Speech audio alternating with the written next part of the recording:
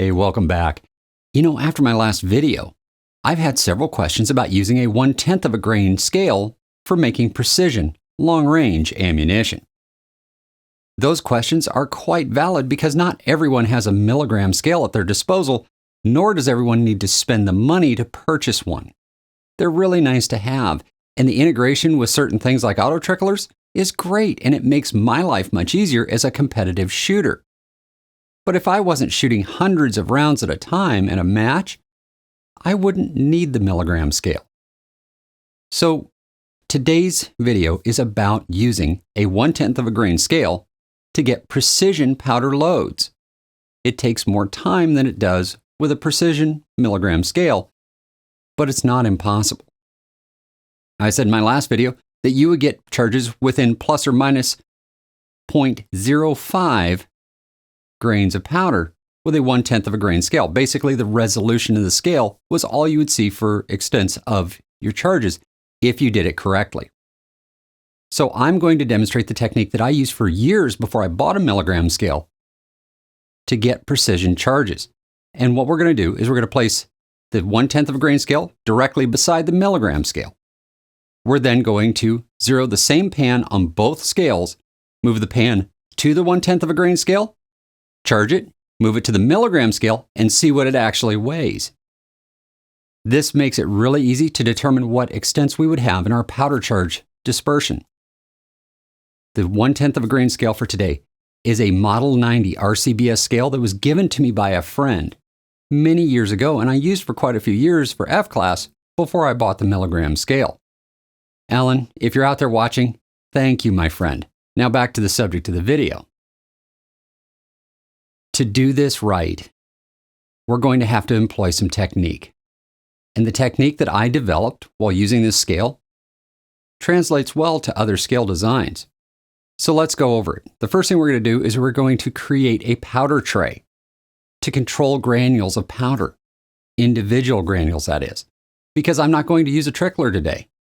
I'm going to use Lee powder scoops and a pair of tweezers.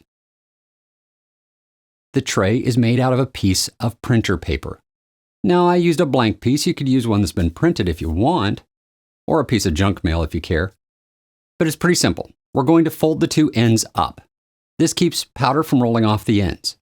We then fold the resultant tray in half to create a groove down the middle for the powder grains to lay in. That also causes them to lay in a certain orientation, making them easier to pick up with a pair of tweezers. Once we've got that done, we're going to throw a little bit of powder in there. And with both scales zeroed, we're going to start by charging on the RCBS scale.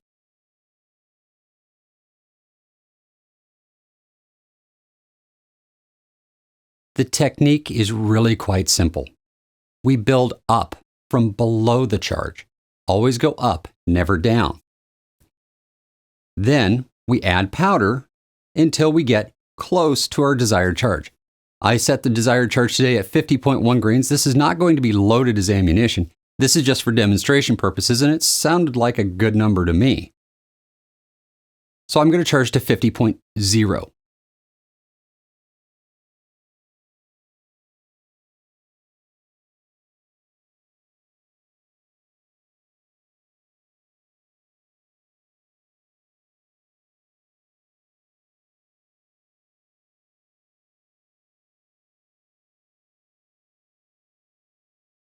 Then I'm going to transition to tweezers. Once I start using tweezers, I'm adding one granule at a time to the powder cup until I start to see the reading flicker from 50.0 to 50.1. And you'll see it dance back and forth, back and forth. I'm looking at the rate that it's flickering. Now I'm also trying not to breathe on the scale, all while reaching around the camera to operate everything. This is challenging. You'll have to forgive the shaking hands and the difficulty that I'm having coordinating myself while doing this. As we watch that scale flicker back and forth, we're going to add another grain of powder. The idea is to stop the flickering at 50.1. And we're not going to go anywhere beyond that. If we tried it, we could add another 2 to 3 granules before it would start to transition to 50.2. And that's where we get our errors in our powder charge. once we have gotten that flickering to stop, we take the powder cup and move it to the milligram scale and read the actual charge weight off of the milligram scale to see how accurate we are. Now, my prediction in the last video was that you could get your charges within 0.05 grains plus or minus, so 0.1 grains total variation, if you do it right. I'm going to demonstrate how to do it right today. And actually, I can get it a little closer than this. I'm quite a bit out of practice and made several mistakes while I was doing this, and I saw them when I made them. With a little bit of practice, you can do quite well. Now, if you were actually charging cases without the milligram scale as a secondary backup, there's one more step that you have to do, and I'll show it to you when it happens here. If you put the empty cup back on the scale and it doesn't go back to 0.0, push that charge aside that you just made and do it again. Because if it's off by 1/10 of a grain, it's going to create a situation where you're going to be off in your final charge. And I had that happen a couple of times today and just let it go so that you could see what happens. I'll denote those when we get to them. Last but not least, this is a patience exercise. You need to take your time making charges if you're doing this. It's not that much slower than doing it with an auto trickler. Controlling your breath, not breathing toward the scale, and then being patient enough to let the scale resolve before adding the next granule of powder. Also, if you go over, you need to come down below your charge by a bit so that the scale can catch up with you before you start building up again. Let's go ahead and start with the first charge. The cup is on the scale. I take the big scoop and scoop 40-some grains of powder into it. I then use the small scoop to add powder a little at a time until I get up to 49.9 or so. Then I use the scoop, grabbing 2 or 3 granules at a time with that little scoop out of the cup that I have here of powder, and popping them in to get it up to 50.0. Any indication of 50.0 is fine. You don't have to be right at the bottom of it. You don't have to be anywhere other than 50.0 without it flickering to 50.1. Now, adding granules one at a time with a pair of tweezers.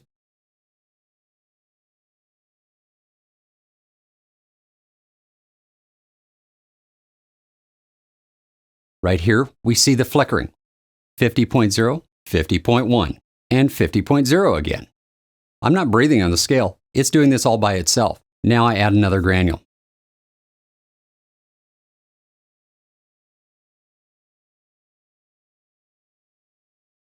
And the charge stabilizes at 50.1. Now, these two scales aren't calibrated to each other, so I don't know what the exact value is, but we're going to find out right now. Well, isn't that impressive? Let me pour this charge out and we'll do it again. Once again, same technique. Get to 49.9.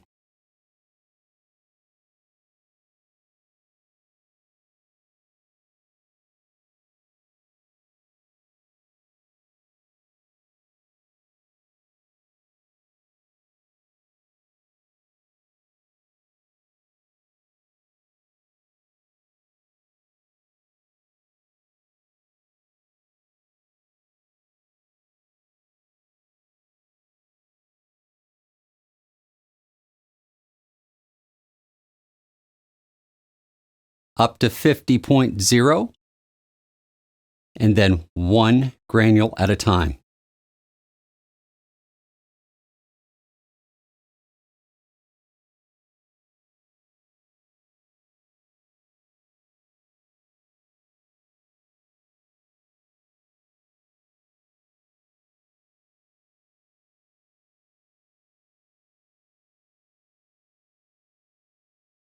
You see it flicker? Let's add one more. Right there. Let's put it on the milligram scale. All right, from here, I'm going to run this in fast forward and just slow down when we weigh the resultant charge. You guys don't need to watch me handle hundreds of granules of powder. It takes too long and you guys get the idea already. I'm going to put a chart up over here showing you the exact weight of every charge made over this period of time. And I want you to really look at this closely because I said 1/10 of a grain total span.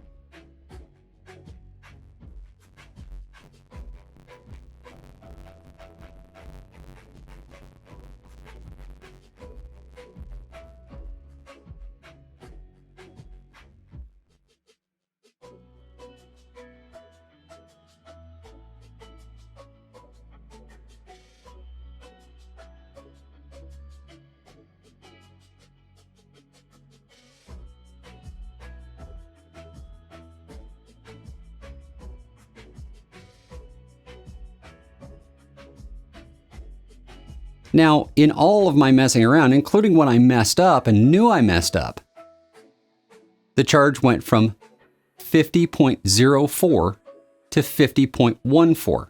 1/10 of a grain exactly, difference from the low to the high. But the vast majority of them were 50.08 plus or minus 0.02, which are the standards that the V4 works to.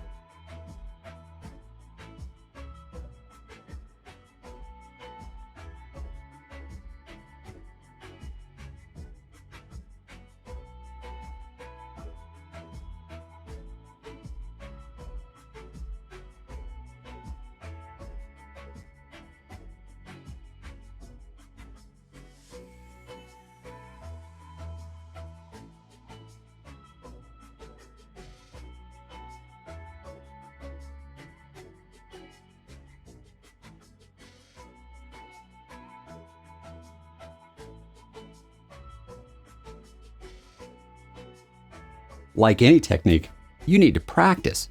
If we take the ones where the scale did not zero again out of this mix, it actually narrows it a little more. But let's look at the velocity spreads for just a moment. Now, I said in the previous video that you would have no more than 7 feet per second per 1/10 of a grain of powder charge in a 284 Winchester based on my testing.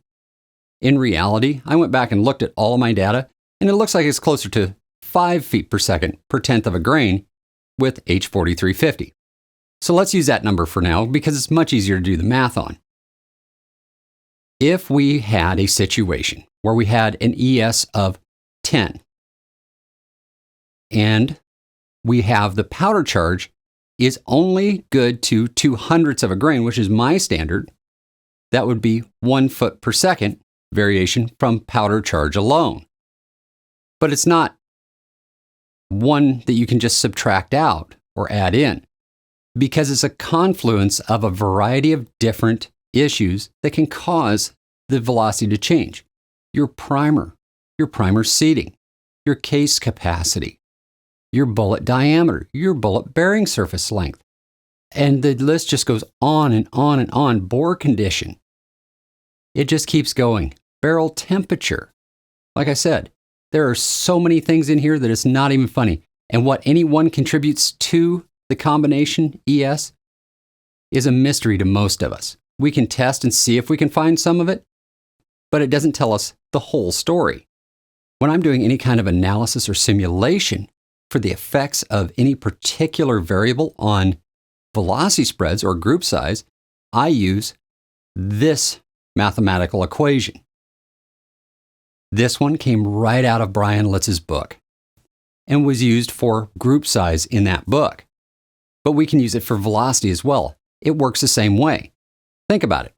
If you have primers that cause a velocity spread of 5 and powder that causes a velocity spread of 5, are you going to see 10? What if you have a hot primer and a cold charge? They're going to counter each other some. And that's where, when we start modeling, we tend to see the results of this equation. So let's take our example, 10 feet per second. Let's go ahead and square that number to get inside of the radical here, and we have the number 100. There are an unknown number of variables that have a total of their squares of 100. Let's say we take our powder charge, which was worth 1. All right, we subtract 1 squared, which is 1, from 100, and we end up with 99. Now let's say that we have 5 instead, which is 25. So now we have 124 that we have to take the square root of. And I'm not a rocket scientist when it comes to square roots, but that sure looks like just slightly over 11 to me. In other words, going from a 2/100th of a grain variation in your powder charge to a 1/10 of a grain variation in your powder charge is likely to only change your extreme spread by 1 foot per second in the real world. Now, this is not everything. There's always a chance that your factors will add together by some random freak occurrence, and you'll get all of them added together and you'll get a big number. But that'll be one shot. The next shot is going to fall back into that normal group.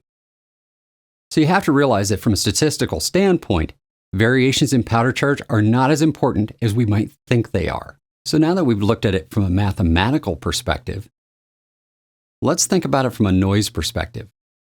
The accuracy of your chronograph at best is going to be 1/10 of a percent. Let's say you're doing 3,000 feet per second. 1% is 30 feet per second, and 1/10 is 3 feet per second. I'm getting somewhere here. Stay with me. If our ES was 10 and we made it 11, and the accuracy and precision of your chronograph is only good to 3 feet per second, are you even going to be able to detect that? The answer is maybe. It's a really definite maybe that you'll even be able to detect it. So we don't want to be using the chronograph to determine if our powder charge is good enough. We want to use what we see on the target. If you aren't seeing good results on target, you need to change something. But it doesn't mean that you have to go buy a $700 or $800 scale and a $500 powder dispenser system to fix a few shots. It's pretty unlikely that that's your problem.